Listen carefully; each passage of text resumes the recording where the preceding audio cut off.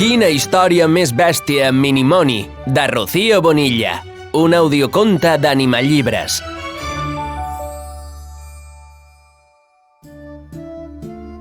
Hi havia una vegada, fa molt i molt de temps, una terra de bona gent. Vivien en pau, conreaven els camps i tenien cura dels ramats. El rei governava el poble amb bondat i saviesa.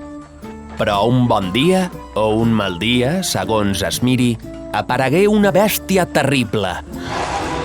Aquell drac enorme i ferotge els exigia que li donessin cada dia un cap de bestiar per apavaigar la seva fam inesgotable.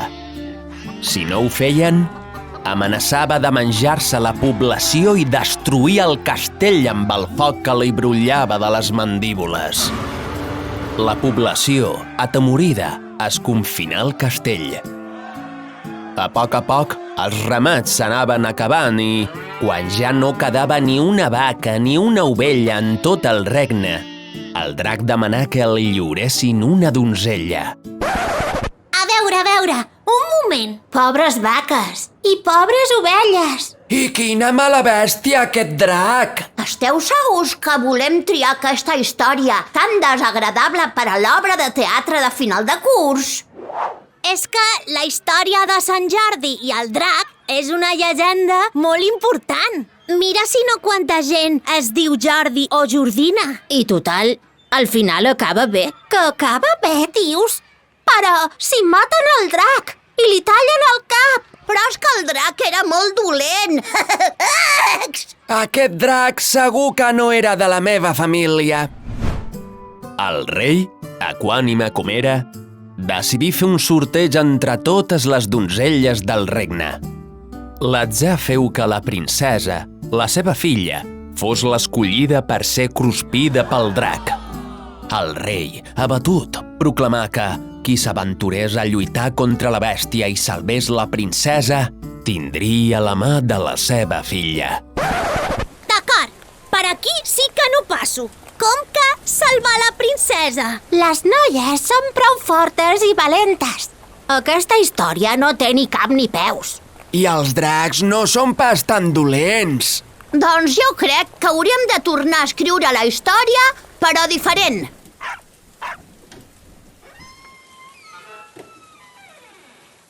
Ei, colla, veniu un moment. Hem de pensar que aquesta història es va escriure fa una pila d'anys. Llavors, la vida era molt diferent i la gent no pensava com ara. És clar que, si l'escrivíssim avui, seria completament distinta. Si mireu els prestatges, veureu que se n'han fet moltes versions modernes d'aquesta llegenda. Però no n'hi ha cap com la primera, perquè és l'original. I per això és un clàssic de la literatura. Imagineu-vos si ara haguéssim de canviar tots els contes perquè agradessin a tothom, o perquè estiguessin escrits de la manera com pensem ara. La Caputxeta seria verda perquè el verd és el meu color preferit. I el llop seria superrespectuós en lloc de ferotge. La bella dorment li clavaria una plantofada al príncep. I ningú no es casaria al cap de 5 minuts de conèixer-se. I ningú jutjaria ningú per la seva aparença. I, quan la princesa estava a punt de ser devorada per aquell drac malvat, aparegué un formidable cavaller, cavalcant sobre un majestuós cavall blanc. «És el cavaller Sant Jordi!», clamava el poble esperançat. «Però jo no vull morir!» No pateixis, que no moriràs. Després d'una aferrissada lluita, entre flames i dentegades, el valent cavaller Sant Jordi clavà la llança al cor del drac, que es desplomà immediatament.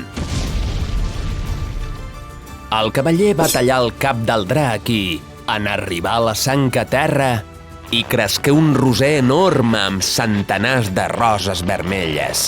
Sant Jordi en trià la més bonica i li regalà a la princesa abans de marxar al galop i perdre's en la llunyania.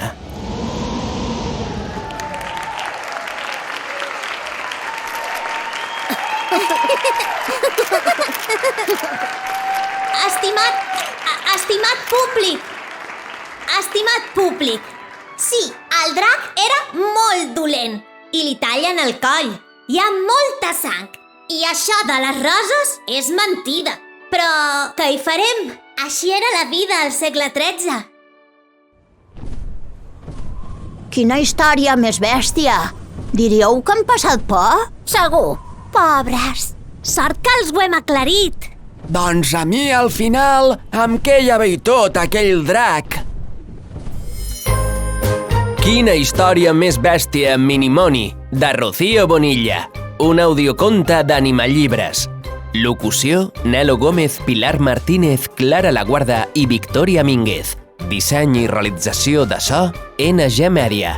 Producció executiva, Marta Moreno. Lingüista, Altea Llorenç. Coordinació editorial, Clara Vidal. Animalllibres.cat